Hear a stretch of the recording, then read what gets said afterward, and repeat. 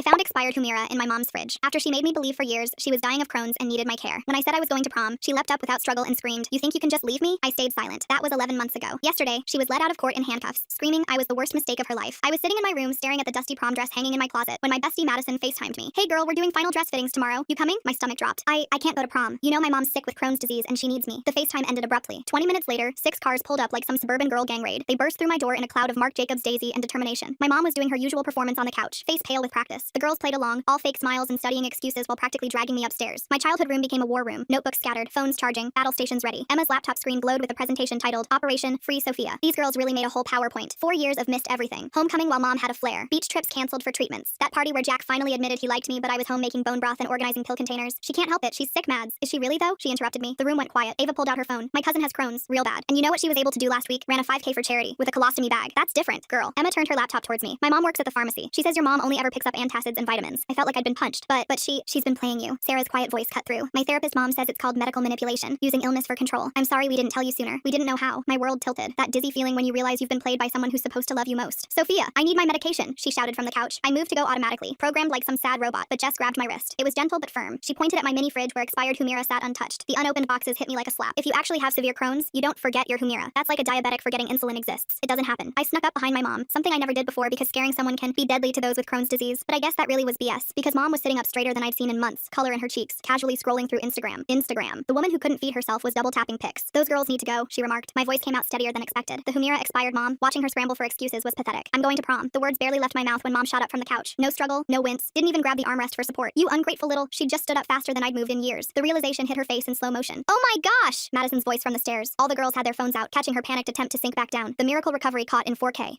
My adrenaline. Sometimes when I'm upset, the pain but it was too late. The mask had slipped and there was no putting it back on. The girls huddled around me. "Pack a bag," Madison whispered. "We'll handle the rest." That night at 11 p.m., I lay in bed fully dressed, heart pounding. My phone buzzed. "We're here. Back door. Now." I grabbed the duffel bag I'd hidden and crept downstairs, avoiding every creaky board I'd memorized over the years. Madison's mom's salon van was running, headlights off. 6 moms sat inside. Emma's mom was a makeup artist. Sarah's mom did alterations. They all came for me. It was like mission control. My dress hung there, already altered. The moms worked like a pit crew. Hair, nails, makeup. "Your mom comes in here bragging about her Pilates classes," the nail tech muttered, while telling everyone you can't leave because she's dying. It took everything in me not to let the tears stream down my face. Prom night arrived like Christmas and my birthday combined. I sat in Madison's car, shaking. What if she calls the cops? Let her try. Madison's mom said from the driver's seat, "We've got receipts." Walking into that venue felt like a movie moment. The girls waited at the entrance like my personal hype squad, phones out, screaming about how I was serving looks. Jack's face when he saw me, priceless. We danced to 5 songs. I forgot about everything. For 3 hours, I was just a normal 18-year-old at prom. But of course, mom showed up to try one final performance. I expected her to just fake groan and clutch her stomach like always, but that's when she reminded me just how much she was capable of. The venue doors crashed open and there stood mom holding a knife from the catering station. The security guard backed away with his hands up while mom waved the blade around like she'd lost her mind completely. Jack grabbed my arm and pulled me behind him as mom started screaming about ungrateful children and how I'd betrayed her after everything she'd done for me. The knife caught the disco ball's light and I noticed it had the venue's logo etched on the handle. Madison already had her phone out calling 911 while Emma was live streaming the whole thing. Mom kept advancing toward us yelling, "You think you can just leave me," while the chaperones started evacuating the dance floor. The music cut out and suddenly the only sound was hundreds of phones recording her complete meltdown. She lunged forward with the knife and Jack pushed me back harder while the security guard tried to talk her down. Within minutes, police cars pulled up outside with lights flashing and officers rushed in flanking the entrance. Mom saw she was trapped and dropped the knife immediately, clutching her stomach. She started moaning about her Crohn's and how she needed her medication, and this stress was killing her. The officers weren't buying any of it though. They cuffed her while she kept performing her symptoms, even claiming she was about to faint from the pain. Madison showed them the video from earlier of mom jumping up from the couch with no problem at all. The officers hauled her out still fake groaning while everyone watched and recorded. At the police station at 2:30 in the morning, I sat in the fluorescent waiting room still wearing my prom dress. Detective Brennan was kind, but asked me detailed questions about the years of medical manipulation. She pulled up mom's record on her computer and showed me 3 previous domestic disturbance calls I never knew about. Each time mom had claimed medical emergencies and gotten out of trouble. The pattern was right there, documented in police reports going back years. The next morning, I woke up in Madison's guest room with mascara streaked on the pillow. Her mom brought me coffee and told me mom was being held on multiple charges, including terroristic threatening. My phone had 47 missed calls from mom's sister Helen in Delaware. When I finally answered, she said, "Sophia, honey, we need to talk about your mother because this isn't the first time." Helen drove up from Delaware that afternoon, and we sat at Madison's kitchen table with coffee. She told me mom had pulled the exact same fake illness routine with their parents 20 years ago. She'd isolated them from everyone claiming she needed constant care until they both died, never seeing their other children or grandkids. Helen left that afternoon with promises to help however she could, and I went back to Madison's house feeling like my whole life had been one big lie. That evening, Madison's parents let me go back to my house to grab more clothes while mom was at her book club meeting. I sat on my childhood bed surrounded by 4 years of medical supplies that I'd organized so carefully, pill containers labeled by day and time, symptom journals where I tracked every food she ate and every bathroom trip, heating pads and special cushions and prescription bottles all over my nightstand. All of it fake. All of it lies to keep me trapped. I picked up one of the journals and flipped through pages of my neat handwriting, documenting fake pain levels and imaginary symptoms while my real life passed me by. 3 days later, Detective Brennan called while I was eating breakfast at Madison's kitchen table. Mom had been formally charged with criminal threatening and false imprisonment through psychological coercion, plus filing false medical claims with insurance companies. The detective said mom made bail through a bondsman within hours of her arraignment. That night at 2 in the morning, we woke up to pounding on Madison's front door so loud it shook the whole house. Mom was screaming that she knew I was in there and demanding her daughter back like I was property she owned. Madison's dad went downstairs while we huddled in Madison's room listening to him threaten to call the police if she didn't leave immediately. Mom kept screaming about her rights as a mother until we heard heard sirens approaching, and then tires squealing as she drove away. The next morning, Detective Brennan picked me up to file for an emergency restraining order at the courthouse downtown. The judge watched the prom video on the detective's phone and granted it immediately without even needing a full hearing. 500 feet minimum distance and no contact through third parties either. Later that day, Emma's mom, who worked at the CVS pharmacy, pulled up mom's prescription history on her computer. 4 years of records showed only antacids and basic vitamins ever being filled. Never once had she filled the Humira or prednisone or Imuran that real Crohn's patients need to function. Emma's mom printed everything and gave it to the detective as more evidence of the medical fraud. I'm trying to understand how someone could keep up such a huge lie for 4 whole years. Like, did the mom practice looking sick in the mirror or study real Crohn's symptoms online to make it believable? The next afternoon, I met with Mrs. Peterson, the school counselor, in her office full of college pennants and motivational posters. She pulled out my file and documented every dance and field trip and club meeting I'd missed over 4 years. She was creating an official report for the prosecution, showing educational neglect and psychological abuse through forced isolation. A week after prom, Jack came over to Madison's house and we sat on the porch swing while the sun set behind the trees. He told me he'd been worried about me for years but never knew how to help without making things worse. He said he'd wanted to ask me to junior prom too, but I'd seemed so stressed about my mom that he didn't want to add pressure. We sat there holding hands while fireflies started blinking in the yard. Meanwhile, mom had started a Facebook campaign with old photos of us at the beach and birthday parties from when I was little. She wrote long posts about her ungrateful daughter abandoning a dying mother for teenage parties and boys. The comment section turned into a war zone with half her church friends supporting her and half the town calling her out for faking illness. People who'd brought her casseroles for years were furious about being manipulated. Then Dr. Patel called my cell phone directly while I was helping Madison's mom make dinner. He said he hadn't seen mom as a patient in over 3 years and definitely never prescribed her any Crohn's medications. She'd been using old letterhead she'd photographed during a routine checkup to forge medical documents and create fake treatment plans. He was sending all his real records to the detective and filing a complaint with the medical board about identity theft. The next morning, Detective Brennan called again to say she was adding medical fraud and forgery charges to the case file. Mom was looking at serious prison time now, and the case was being moved to the district attorney's office for prosecution. That same afternoon, I moved into Madison's guest room with just 2 suitcases and years of bad habits I couldn't shake. The next morning, I woke up at 5:30 and started pulling out pots in their kitchen without thinking. My hands moved on their own, reaching for chicken bones that weren't there, measuring water for broth nobody needed. Madison's mom, Carol, found me standing at the stove crying over an empty pot. She didn't say anything, just took it from my hands and put it away. Her sister Helen came by that afternoon with 3 photo albums from the 70s. She spread them across the dining table and pointed at pictures of my grandparents. In every photo from 1975 onward, they looked thinner and more tired while mom stood next to them looking healthier each year. The same pattern showed up with dad's parents in the 80s. Helen showed me newspaper clippings where mom was quoted talking about caring for her sick family members. 2 weeks after prom night, the district attorney's office sent over a victim's advocate named Jennifer. She sat at Madison's kitchen table with stacks of paperwork and explained the legal process would take at least a year. Mom had hired some expensive defense attorney who was already filing motions claiming she had a mental illness that made her fake being sick. Jennifer helped me fill out forms for victim compensation and set up my first appointment with a therapist who specialized in psychological abuse cases. Dr. Kim's office was in a small building downtown with plants everywhere and soft lighting that made me feel safe for the first time in years. She explained how coercive control worked and why I kept feeling guilty for protecting myself from someone who was supposed to protect me. We met twice a week, and slowly I started understanding that making bone broth at midnight wasn't normal teenage behavior. 3 days into my 3rd week at Madison's house, flowers showed up at school during lunch. The security guard brought them to the office where the principal was already on the phone with Detective Brennan. The card said, "I forgive you for prom. Come home. Love, Mom." Security footage from the parking lot showed Mom's car circling the building 4 times that morning. She'd been sitting out there watching the whole time. The cops arrested her right in the school parking lot during 6th period. Everyone saw them put her in handcuffs while she screamed about being a sick woman who just wanted to see her daughter. Her bail got revoked that same day because she'd violated the restraining order. The judge said she'd stay in county jail until her trial, which her lawyer was trying to push back by claiming she needed psychiatric evaluation. Her attorney kept filing motion after motion saying she had adjustment disorder and needed treatment, not jail time. Detective Brennan called me the next week to collect more stuff from our house for evidence. Walking through that front door felt like stepping into a museum of lies. Mom's sick room was still set up perfectly with the hospital bed she never actually used and the IV pole that was just for show. The pill organizers were still arranged by day of the week, filled with vitamins she'd labeled as serious medications. Everything was staged like she expected someone to come validate her illness any minute. I went upstairs to get some clothes from my room but ended up in Mom's closet instead. Behind her regular clothes, I found a filing cabinet I'd never noticed before. Inside were receipts for everything she'd hidden from me. Pilates classes every Tuesday when I thought she was at infusion therapy. Hiking equipment bought during her worst flare-up when I dropped out of track to take care of her. A marathon registration from last year when I'd missed homecoming because she couldn't walk. The receipts went back 4 years, documenting a whole secret life of activities while I stayed home making her special meals. Madison's mom found me sitting on Mom's bedroom floor surrounded by receipts and crying. She helped me put everything in evidence bags for the detective. That weekend, the girls surprised me with a do-over prom in Madison's backyard. They'd strung up Christmas lights between the trees and set up speakers for music. Everyone wore their prom dresses again, and Jack showed up in his tux with a corsage. We danced under the stars to the same playlist from actual prom, but this time I wasn't checking my phone for Mom's texts. Jack held me close during the slow songs, and for a few hours I felt like a normal teenager without the weight of fake caregiving crushing me. The next Monday, Mom's attorney submitted a request for all my medical records to prove I hadn't been harmed by the situation. Dr. Kim had to write a detailed report for the court explaining all my symptoms of psychological abuse. She documented the hypervigilance that made me wake up at night thinking I heard Mom calling, the guilt that hit me whenever I did something for myself, and the anxiety attacks that started whenever someone actually got sick around me. A month after prom, Helen called me while I was doing homework at Madison's house and told me Mom had called her from jail. Helen played the recording on speaker, and Mom's voice filled the room saying I was dead to her, and she'd make sure everyone knew what kind of daughter abandons family. Helen said she was sending it straight to Detective Brennan as more evidence. That same week, Emma's prom livestream somehow got picked up by TikTok, and within days it had millions of views. My phone wouldn't stop buzzing with notifications from people sharing their own stories about parents who faked being sick to control them. Reading those comments made me feel less alone for the first time in years. Madison's mom found a support group for people whose parents had abused them and drove me there twice a week. The first meeting was hard, but hearing other people talk about manipulation patterns that matched exactly what Mom did helped me understand it wasn't my fault. The facilitator kept saying healing isn't linear, and some days would be harder than others. Then Mom's old coworkers started reaching out through Facebook after seeing the viral video. 3 of them said Mom got fired 2 years ago for taking too many sick days claiming Crohn's flare-ups, but they'd seen her at the gym those same days doing spin classes and lifting weights. They sent screenshots of her gym check-ins on the exact dates she'd called in sick and said they'd testify if needed. Jennifer from Victim Services met with me at the courthouse to fill out compensation forms that would cover my therapy costs for a whole year. She explained the state had special funds for crime victims, and I definitely qualified after everything Mom put me through. Mom's lawyer filed some motions saying I was an unreliable witness because of teenage rebellion and social media influence, but the DA just laughed when she told me about it. She said desperate moves like that never work, and judges see right through them. After 2 months of staying with Madison's family, I finally went back to regular classes at school. My teachers, who used to mark me absent all the time, now understood why I'd missed so much, and my AP biology teacher stayed after school 3 days a week to help me catch up for college applications. Helen came over one weekend with boxes of old family stuff she'd been storing, and we went through everything looking for more evidence. That's when we found my grandma's diary from 20 years ago, with an entry that made my blood run cold. Grandma had written that Margaret keeps insisting she's sicker than the doctors say, and won't let her leave the house even for grocery shopping. The pattern went back a whole generation, and Helen said Mom had done the same thing to Grandma that she did to me. 2 months after prom, Jennifer called to say the preliminary hearing date was set for next week. She explained I'd have to testify about all the years of abuse, and even though the thought made me want to throw up, I knew I had to do it. Wow, the detective work Mrs. Peterson did with those school records is really smart. How did she know to track every single missed event over 4 years? That must have taken forever to put together. The morning of the hearing, I put on the only nice outfit Madison's mom had bought me and walked into that courtroom trying not to shake. Mom rolled in using a wheelchair she definitely didn't need, with her lawyer pushing her like she was some fragile victim. When the judge started reviewing the prom night video on the big screen, Mom's lawyer stood up claiming it was all a mental health crisis caused by me abandoning her. The judge watched Mom jump up from the couch in the video without any help and turned to look at Mom sitting in the wheelchair pretending to be in pain. The prosecutor called me to the stand next, and my legs felt like jelly walking up there. I raised my right hand and swore to tell the truth while Mom glared at me from her wheelchair. The prosecutor asked me to describe the last 4 years, and I started listing everything. Missing homecoming sophomore year because Mom needed me to drive her to 3 different pharmacies. Skipping the SAT prep course because she had a flare-up that required constant care. Not applying to my dream schools because she said she'd die if I moved away. Mom's face got redder with each example I gave. When I mentioned finding the expired Humira, she suddenly screamed, "Liar," from the defense table. The judge banged his gavel and told her lawyer to control his client, or she'd be held in contempt. Mom's mask was cracking in front of everyone. The prosecutor then connected Dr. Patel on video from his office in Hartford. He looked confused when they asked about Mom's treatment history. He pulled up his records and confirmed Mom hadn't been his patient since 2019 when she came in for acid reflux. The symptoms she claimed didn't match any actual Crohn's presentation he'd ever seen. He also said the medical forms submitted to my school were forgeries because his signature was wrong. Mom's lawyer tried to object, but the judge overruled him. That evening, Helen picked me up from court and took me to her apartment. She made chamomile tea while I sat on her couch still shaking from testifying. Helen told me about the sister she remembered from before Dad died. Mom used to be fun and spontaneous and would plan adventures for them. Something broke when Dad's car accident happened and Mom started needing to control everything. Helen said she tried to help, but Mom cut her off when she suggested therapy. 10 weeks after prom, the judge finally ruled on the preliminary hearing. He found sufficient evidence for all charges, including aggravated assault and coercive control. Mom would stand trial in 6 months and bail was denied due to flight risk. Her lawyer argued she needed medical care, but the jail infirmary was deemed adequate. I tried going to our old house to get my summer clothes, but couldn't make myself walk through the door. The whole place felt poisoned with memories of fake emergencies and guilt trips. Mrs. Patterson from next door saw me standing on the porch and came over. She said she always wondered why such a smart girl never seemed happy or had friends over. The other neighbors watched from their windows like I was some kind of circus act. Mom's lawyer requested a psychiatric evaluation, claiming she wasn't mentally fit for trial. The court psychiatrist spent 3 sessions with her and diagnosed factitious disorder and narcissistic personality disorder. But he said she understood the charges and could assist in her defense, so she was competent. Mom didn't like hearing those diagnoses read in court and tried to argue with the psychiatrist's findings. The acceptance letter from State University came on a Tuesday, and I actually cried happy tears. Madison and I filled out roommate request forms that same day, planning our dorm setup. For the first time, I could imagine a future that belonged to me instead of Mom's made-up illnesses. We picked classes together and joined the same orientation group on social media. Mom figured out how to send letters through other inmates' mail privileges to get around the no-contact order. They showed up at Madison's house with different return addresses, but Mom's handwriting was unmistakable. One letter said I was killing her with stress, and the next called me an ungrateful monster. The detective added witness tampering charges when I brought them to the station. 3 months after prom, a news van pulled up outside Madison's house while we were eating breakfast. The reporter said Mom's lawyer was claiming I abandoned a sick mother for teenage fun. Jennifer helped me write a short statement declining to comment while the investigation was ongoing. Mom's lawyer kept trying to spin the story, but the evidence was too strong. The pharmacy pulled 4 years of records showing Mom only ever filled prescriptions for birth control and vitamins. She told everyone she was too sick for relationships but was actively preventing pregnancy the whole time. The pharmacist testified that Mom would come in looking perfectly healthy and chat about her Pilates classes. The prosecutor said that was enough evidence for now and scheduled me to meet with Dr. Kim, the court therapist, to write my victim impact statement. Walking into her office that first time, my hands wouldn't stop shaking. She had this calm way of talking that made me feel safe enough to start writing down everything Mom had done to me over the years. It took 6 whole sessions just to get through the first draft, because every time I'd write about missing homecoming or Jack's party or all those doctor visits where Mom performed her fake symptoms, I'd start crying so hard I couldn't see the paper. Dr. Kim kept tissues on her desk and never rushed me, just sat there while I worked through 4 years of lies. The support group she recommended met every Wednesday in the basement of a church downtown. I almost didn't go, but Madison drove me there and waited in the parking lot. This woman named Beth stood up and talked about how her dad faked cancer for 15 years, making her drop out of college to care for him while he was secretly going to the gym every morning. She'd been free for 5 years now and had her own business, a real family, everything she thought she'd never have. Seeing her standing there, healthy and happy, made something shift in my chest, like maybe I could actually get through this. 4 months after prom, graduation day came, and Mom's empty chair in the parent section felt like freedom instead of loss. Helen sat there with Madison's whole family, and Jack's parents came too, all of them cheering when they called my name. Walking across that stage in my cap and gown, I realized I'd actually made it through senior year despite everything. The detective called me the next week with news about Mom's commissary account at the county jail. She'd been buying Cheetos, candy bars, instant ramen, all the stuff she claimed would kill her if she even looked at it. The same woman who made me cook special bland meals and insisted she could only digest bone broth was trading her phone time for extra snacks. The records showed she'd spent over $200 on junk food in just 3 months. I still caught myself checking my phone for her calls, reaching for it every time it buzzed, then remembering she couldn't call me anymore. Dr. Kim called it hypervigilance, said my body was still programmed to jump at her commands even though my brain knew I was safe now. Sometimes I'd wake up at 3 in the morning thinking I heard her calling for her pills, my heart racing before I remembered I was at Helen's house and Mom was in jail. Her lawyer filed for a competency hearing, claiming she was too mentally ill to stand trial, which was rich coming from someone who'd been faking illness for years. The evaluation took 3 weeks and Mom put on quite a show for the psychiatrists, claiming she couldn't remember things and acting confused, but the guards had been watching her and caught her doing perfect yoga poses in her cell, holding warrior pose for 5 minutes straight when she thought no one was looking. The video of her doing a headstand pretty much killed her insanity defense. 5 months after prom, I started working at Madison's mom's salon, sweeping hair and answering phones. Getting that first paycheck with my own name on it felt huge, like proof I could take care of myself without Mom controlling everything. Every Friday when I deposited my check, I'd think about all the money money mom claimed we didn't have while she was buying herself new workout clothes online. Helen had been going through old papers and found something that made her call the detective immediately. Mom had opened 3 credit cards in my name when I was 16, racking up $12,000 in debt buying exercise equipment and supplements, while telling me we couldn't afford new school supplies. The detective added identity theft and fraud charges to the growing list, and Mom's potential sentence went from 5 years to possibly 15. Jack picked me up for our first real date that weekend. Dinner at this Italian place downtown, and then a movie. He held my hand through the entire film, and I kept waiting for my phone to ring, for Mom to ruin it somehow, but it stayed quiet in my purse. Walking out of that theater, laughing about the terrible plot, felt like what normal teenagers were supposed to do. The prosecutor called me into her office the next month to discuss the plea deal they'd offered Mom. 5 years if she admitted to everything, no trial needed, just sign the papers, and it would be over. Her lawyer was practically begging her to take it, explaining that if we went to trial and she lost, she could get 20 years with all the new charges. Mom sat there in her orange jumpsuit, looking smaller than I'd ever seen her, and said no, she wanted a trial because she hadn't done anything wrong. The prosecutor just shook his head and started gathering his papers while Mom's lawyer looked like he wanted to crawl under the table. The credit card thing really makes me wonder how long she'd been planning all this control. Did she wait until the exact day you turned 16 to open them? Helen helped me clean out my old room the next week, boxing up all the medical supplies Mom had collected over the years. We drove them to an actual Crohn's support group downtown, where this woman with a feeding tube thanked us with tears in her eyes. 6 months crawled by with depositions and meetings and paperwork until jury selection finally started. Jennifer pulled me aside that morning and warned me Mom's lawyer would try to get sympathetic parents on the jury. The courtroom felt smaller than I expected, with wood panels and uncomfortable benches that creaked when you moved. Mom sat at the defense table wearing this conservative blue dress I'd never seen before, looking frail and sick. Halfway through questioning the third potential juror, Mom suddenly gasped and slumped forward in her chair. Her lawyer jumped up yelling for help while she clutched her stomach and moaned about a Crohn's flare. The paramedics rushed in with their equipment and checked her vitals and ran tests right there in the courtroom. 20 minutes later, the lead paramedic told the judge there was nothing medically wrong with her at all. The judge leaned forward and told Mom this was her last warning before he'd hold her in contempt. The night before the actual trial started, I couldn't sleep and just stared at the ceiling in Helen's guest room. Madison showed up at midnight with old movies and popcorn, and we watched comedies on the couch. Helen came downstairs at 3 in the morning and made pancakes even though none of us were hungry. Opening statements started at 9 sharp with the prosecutor laying out 4 years of medical manipulation and abuse. He showed a timeline on this big screen with every fake symptom and missed event marked in red. Mom's attorney stood up and claimed she was mentally ill and needed treatment, not prison time. Mom dabbed at her eyes with a tissue at just the right moments during his speech. When they called me to testify, my legs felt like jelly walking to the witness stand. I talked for 3 hours about every homecoming dance missed and every friend's party skipped. Mom kept trying to catch my eye, but I focused on Jennifer sitting in the gallery instead. The prosecutor asked about specific dates, and I remembered them all because I'd written everything down. Madison testified next, pulling up the PowerPoint presentation on the courtroom screen for everyone to see. Emma showed the live stream footage from prom night, and you could hear gasps from the jury. They watched Mom jump up from the couch with no struggle or pain whatsoever. Mom's attorney objected 5 times, but the judge allowed the video as evidence. Against her lawyer's advice, Mom demanded to take the stand on day 2 of the trial. She started crying immediately, claiming I was an ungrateful daughter who was lying about everything. Then she mentioned how hard it was to cancel her Pilates class to come to court. The prosecutor's eyes lit up, and he asked her to repeat what she just said. Mom realized her mistake and tried to backtrack, but it was too late. Helen testified on day 3, bringing our grandmother's diary that documented the same behavior from their mother. She read entries about fake heart conditions and mysterious pains that only appeared when someone disagreed. Mom screamed that Helen was just jealous and had always been the problem child. The judge called for a 15-minute recess to restore order in the courtroom. Dr. Patel took the stand last, explaining the difference between actual Crohn's symptoms and what Mom displayed. He showed medical charts and test results that proved someone with severe Crohn's couldn't do Pilates. Mom's attorney objected constantly, but the jury was taking notes on everything the doctor said. The damage was already done, and everyone in that courtroom knew it. The pharmacy manager took the stand next and pulled out this huge binder filled with insurance claims that made the prosecutor's eyes light up. He showed the jury 4 years of prescription orders for Humira that Mom never picked up, even though insurance paid $30,000 a year for them. The defense attorney kept objecting, but the judge let him continue showing how Mom would call in refills to keep the prescription active, but never actually got the medicine. I watched Mom's face turn white when he explained that filing false insurance claims for medicine you don't take is federal fraud. The prosecutor asked him one question about whether someone with severe Crohn's would skip their medicine, and he just laughed and said that would be like a diabetic skipping insulin on purpose. Court broke for the evening, and Dr. Kim was waiting for me at the coffee shop down the street with 2 hot chocolates already ordered. She told me that no matter what happened with the verdict, I'd already won by getting free, and that the legal stuff didn't define my healing journey. I nodded, but my hands were still shaking because tomorrow, Mom's old coworkers were testifying, and I knew what they were going to say. The next morning, Mom's former manager from the bank took the stand with a folder of photos from their company events. She showed the jury pictures of Mom doing a mud run with the office team while I was home thinking she was dying. Then came the photo that made everyone gasp, which was Mom crossing the finish line of a 5K charity race wearing a shirt that said, "Running for Crohn's Awareness." On the same day, I'd missed my SATs to take care of her. 3 more coworkers testified about seeing Mom at the gym during lunch breaks when she told me she was at infusion appointments. Day 5 of the trial started with Mom's defense attorney bringing up character witnesses, but they fell apart fast under cross-examination. Her church friend admitted she'd never actually seen Mom have any symptoms, just heard about them. The neighbor who testified about what a devoted mother Mom was had to admit she'd never been inside our house or seen Mom sick. Even Mom's own sister on video call from Florida admitted she hadn't visited in 5 years and only knew what Mom told her on the phone. The court psychiatrist took the stand after lunch and explained that while Mom had narcissistic personality disorder and histrionic features, she absolutely knew right from wrong. He said mental illness doesn't excuse criminal behavior, and that Mom made calculated choices to manipulate and control me for years. During the afternoon break, I went to get water from the fountain and saw Mom in the hallway with her lawyer. For just a second, when our eyes met, she looked like my mother again, and not the monster who'd stolen my teenage years. Then she mouthed the word traitor at me, and that moment broke like glass hitting concrete. The prosecutor's closing argument laid out everything in a timeline on a big board, showing 4 years of abuse and fraud and violence. Mom's attorney pleaded for mercy, saying she was sick and needed treatment, not prison, but even he looked like he didn't believe his own words. The jury left to deliberate at 3 in the afternoon, and Jennifer, the victim advocate, said quick verdicts usually favor prosecution, but long ones are unpredictable. We sat in the courthouse cafeteria for 6 hours drinking bad coffee and watching the clock move like it was stuck in mud. My phone kept buzzing with texts from Madison and Jack and everyone asking for updates, but I couldn't type anything back. At 9:15, the bailiff came to get us, saying the jury had reached a verdict, and my legs felt like jelly walking back into that courtroom. The jury foreman stood up and started reading guilty on the first count of aggravated assault, and Mom let out this awful wail. Guilty on terroristic threatening, and she started sobbing. Guilty on fraud and forgery and identity theft and coercive control, and by the end she was screaming that I'd killed her and that she was going to die in prison. The judge banged his gavel 3 times to get order and scheduled sentencing for 6 weeks out. When he said Mom would be held without bail as a flight risk, she went completely crazy and had to be physically restrained by 2 officers. As they dragged dragged her out, she screamed that she should have never had me and that I was the worst mistake of her life. Helen, the social worker who'd been with me through everything, held me while my whole body shook like I was freezing, even though the courtroom was warm. A week passed in this weird blur, where I kept expecting Mom to call and demand I come home, but my phone stayed silent. Madison showed up at Helen's place where I was staying with 3 huge boxes, and that smile that meant she had a plan. We spent the whole afternoon picking out stuff for my dorm room, and for the first time in 4 years, I wasn't buying medical supplies or pill organizers or special cushions for someone who was supposedly dying. Madison held up this poster of some band I'd never heard of and said we needed to make my room look like an actual teenager lived there, not a pharmacy. We packed my few clothes and the new stuff Madison's mom had bought me, and each box felt like I was building something new from scratch. 2 days later, Helen got a call from the prosecutor saying Mom's attorney filed an appeal claiming the jury was biased, and her lawyer didn't defend her right, but the prosecutor said it was just standard procedure and wouldn't go anywhere since the conviction was solid with all that evidence. Dr. Kim called to schedule what she said would be our last session before I left for college, and when I walked into her office, she had this proud look like a teacher watching their student graduate. She told me I'd made incredible progress in such a short time, but that healing from this kind of trauma would take years, and she'd already found me someone near campus who specialized in cases like mine. The sentencing was set for the following week, and my hand shook so bad that morning I couldn't button my shirt right. How did the pharmacy manager figure out to track those insurance claims for medicine she never picked up? That's such clever detective work. The way Mom called in refills to keep getting insurance money without actually taking the medicine shows she really planned this whole thing out carefully. The courtroom was packed with people from the support group and reporters, and even some of the moms from prom night showed up. I stood at that podium with my victim impact statement that Helen helped me write, and my voice came out way steadier than I felt inside. I talked about the 4 years of my life that got stolen, and all the normal teenage stuff I missed, but also about how I was going to move forward and not let this define my whole life. Mom sat at the defendant's table, refusing to look at me even when the judge asked if she wanted to address the court. The judge's voice was firm when he said Mom showed no remorse and had committed serious fraud along with the abuse, so he was sentencing her to 8 years with possible parole in 5. She had to pay back all the money she stole through the fake medical bills and complete mental health treatment while in prison. Mom collapsed in her chair doing that whole dramatic gasping thing, but nobody rushed to help her this time because we all knew it was just another show. As the officers led her away in handcuffs, she looked smaller than I'd ever seen her, like all that power she had over me just disappeared. Helen put her hand on my shoulder and said, maybe prison would force Mom to face reality without an audience to manipulate for the first time in her life. Outside the courthouse, the support group members who'd come to watch all hugged me, and Jennifer, who ran the group, said I was one of the strongest survivors she'd worked with, even though it didn't feel true at all. The local news reporter stuck a microphone in my face asking how I felt, and I just said I was ready to start my life, which wasn't really an answer, but it was all I had. That night, the story was all over the news, with the reporter calling it a landmark case that might help change laws about coercive control and psychological abuse. 2 weeks after the sentencing, I made the choice to defer college for a semester because Dr. Kim was right about needing time to heal, and the university was totally understanding about it. Madison called me that same night to say she was deferring too, because real friends don't leave each other behind when things get hard, and her parents supported her decision completely. Helen came over the next day with a stack of paperwork to help me freeze my credit and start recovering from all the identity theft Mom had done in my name over the years. She said it would take a long time to fix everything, but at least we were starting the process, and she'd help me through every step of it. The next few weeks blurred together with court stuff and paperwork, but Helen made sure I ate real meals and got actual sleep for the first time in years. I started volunteering at the hospital's Real Crohn's support group on Tuesdays, and watching these brave people manage their actual disease made me realize how sick Mom's act really was. One woman there had 3 surgeries and still smiled while teaching art classes between treatments. Another guy my age played basketball with a feeding tube and never complained once. These people fought real battles every single day while Mom performed fake ones for control. Dr. Kim called me one afternoon about a new therapy group she was starting for people who survived medical manipulation, and even though I was the youngest person there, my story helped 3 other women recognize their own situations. We met every Thursday in a small room at the community center and slowly learned how to trust our own judgment again after years of being gaslit about reality. 3 months after Mom's sentencing, Jack and I walked through campus during freshman orientation, and it felt surreal being normal teenagers picking classes and dorm rooms. He chose the same school as me, and we were taking things slow, but having someone who saw everything and still wanted to be with me meant more than I could say. We held hands during the campus tour, and for once I wasn't checking my phone for fake emergency texts. Then the letter came through Mom's attorney saying she wanted to reconcile and was getting treatment for her issues. Dr. Kim helped me write back that I wasn't ready and might never be, but I was focusing on my own healing first. Setting that boundary felt like lifting 100 pounds off my chest. Helen officially became my legal guardian for the few months until I turned 19, and we celebrated at the Italian place Mom always claimed would destroy her intestines. The food tasted amazing, and Helen laughed when I ordered extra garlic bread just because I could. Moving into the dorms that spring felt like stepping into someone else's life where I could decorate my side with actual happy memories. Photos from prom covered my bulletin board next to pictures from the beach trip the girls organized after graduation. No pill schedules or symptom charts or medical equipment anywhere in sight. Just normal college stuff like textbooks and coffee mugs and fairy lights. Madison helped me hang. My first psychology class discussed manipulation and control tactics, and when I shared my story, the whole room went silent. The professor thanked me for my courage, and afterwards 4 different students came up to share their own experiences with controlling family members. One girl cried, saying she finally understood why her dad's mysterious illnesses always flared up before her important events. Now I'm sitting in the campus coffee shop working on an essay about resilience while Madison brings me my usual vanilla latte. Jack kisses my forehead as he passes with his study group, and Helen texts about our weekend plans to paint her guest room. This is my real family now, built on honesty instead of manipulation, and chosen instead of forced. My phone buzzes with a notification from the prison, but I delete it without reading and turn back to my essay. For the first time in my life, I'm writing my own story, and nobody else gets to hold the pen. That was such a cool deep dive. I love learning new stuff with you guys. Can't wait to see what we get into next time. Like the video, it helps more than you think.